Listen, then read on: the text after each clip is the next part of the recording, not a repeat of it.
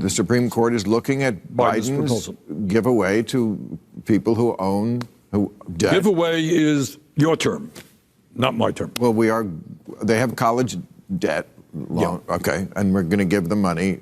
We're going to forgive debt. Well, we're arguing about the same thing, but there was no argument. We're giving the money away. Okay, so I just want to read you this. And again, this is against why people sometimes, I think, question some of what you're saying. This is a survey, student loan forgiveness recipients. 73% of applicants say they are likely to spend their extra money on non-essential, including vacations, smartphone, drugs, and alcohol. They admitted that to the pollster. Who is this pollster? NBC News. 52% they are very likely to buy new clothing. 46% they would use the money for vacation and eat out at restaurants. This is why people have a thing about, I would never call it free money. Oh, I guess I just did. But well, I mean, let me respond to that in two ways, Bill. You talk about giveaways. Under Trump, the Congress voted for $1 trillion in tax breaks for the richest people in this country and the largest corporations. That's a giveaway. We just increased military spending with very little discussion, I don't know if you know this, by $80 billion.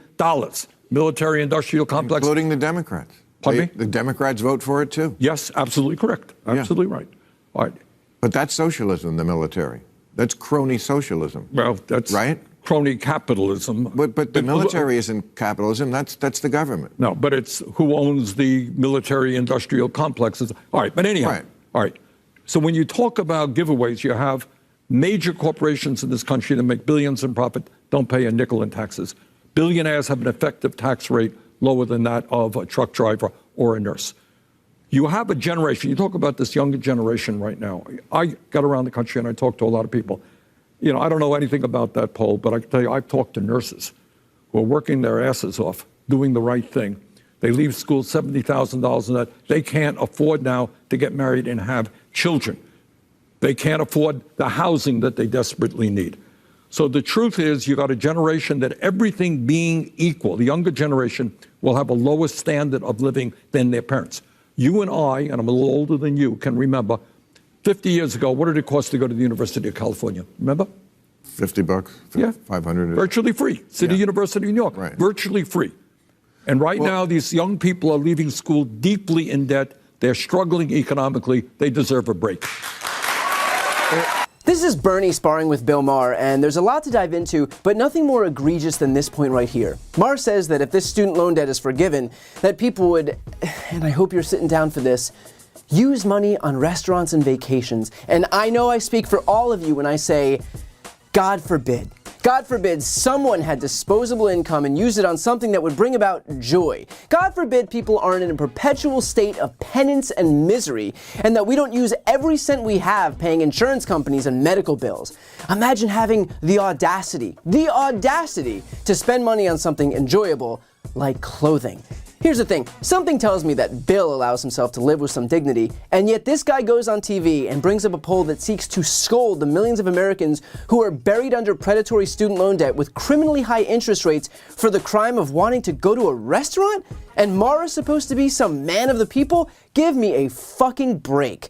And of course, pointing to this poll where some respondents commit the sin of saying that they might go out and eat a burger at a restaurant is simply a distraction from a bigger problem in society, wherein we have entire generations of young people who can't afford to live, who aren't having kids because they can't afford them, who aren't buying homes because they can't afford them, who are working multiple jobs because they can't afford to live on one.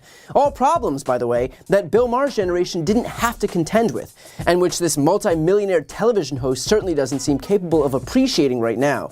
So you can wrap desperately needed student loan relief in coded language about it being free cash, but if you don't recognize the glaring problem posed by income inequality in this country and a disappearing middle class, then your head is in the sand.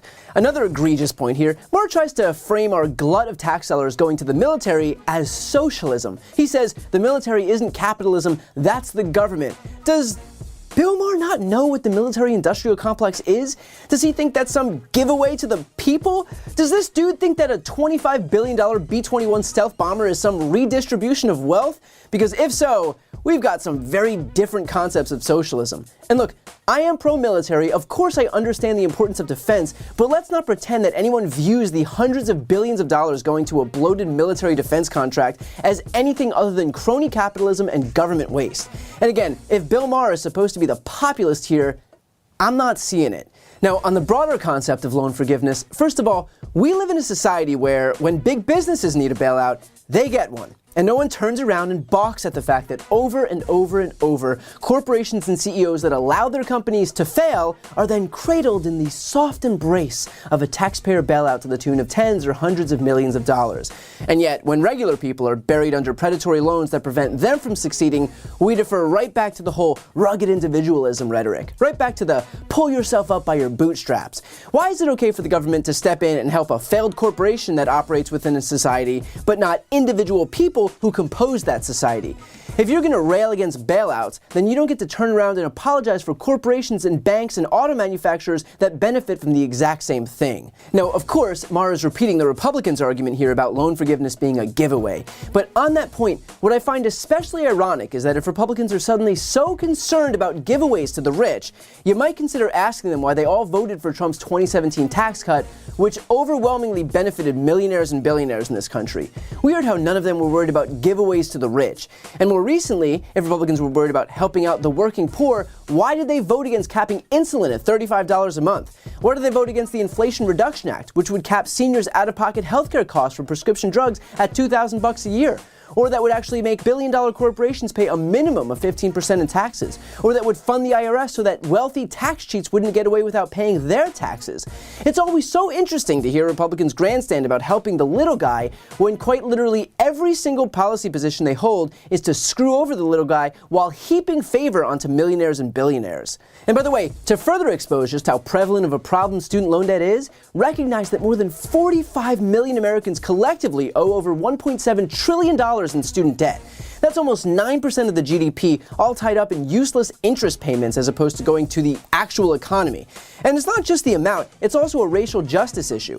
While only 11% of white men and 17% of white women have student loan debt, 15% of black men and 31% of black women have student loan debt.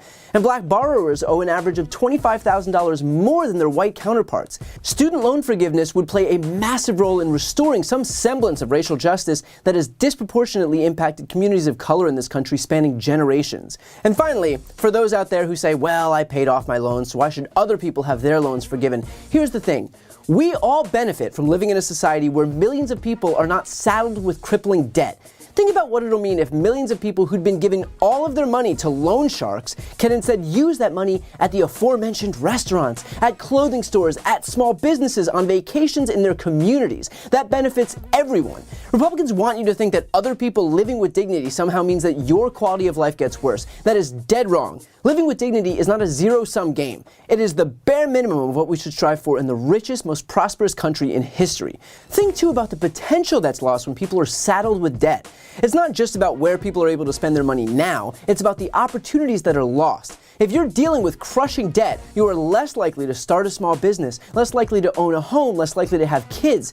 If we want people in this country to reach their true potential and contribute to a prosperous society, then the idea that all of their money should be siphoned off to loan sharks is completely antithetical to that. Here's the thing, when more people prosper in this country, we all prosper. We should want money to stay in our communities, in our small businesses, among our neighbors and friends and families. That is how we rebuild the middle class that's been decimated by 40 years of Republican-led trickle-down economics and an explosion of wealth inequality in this country. It didn't work then, and it continues not to work now. So conservatives, and yes, even their enablers, will try to fearmonger. They'll work relentlessly to pit you against other Americans, but people seeking a little debt relief aren't the enemy. The enemy is predatory lenders sucking millions upon millions of dollars out of the middle class and the lower class. Those are the people who we should be focusing our disgust at, the exact people who Bill Maher is running cover for in this scenario right here. Before you go, a quick announcement. I've started a Spanish YouTube channel. Democrats desperately need to be able to appeal to Spanish-speaking audiences, so this is me doing my part. To help that channel get going in the algorithm so that we can finally start spreading our progressive message and breaking the conservative stranglehold on Spanish-speaking media, please subscribe and watch a few videos. The link to that channel, called Brian Tyler Cohen Espanol, is right here on this screen. And of course, to see more of my content in English, make sure to subscribe to this channel as well. The link is also right here on this screen. Thanks so much for watching. Thanks so much for watching.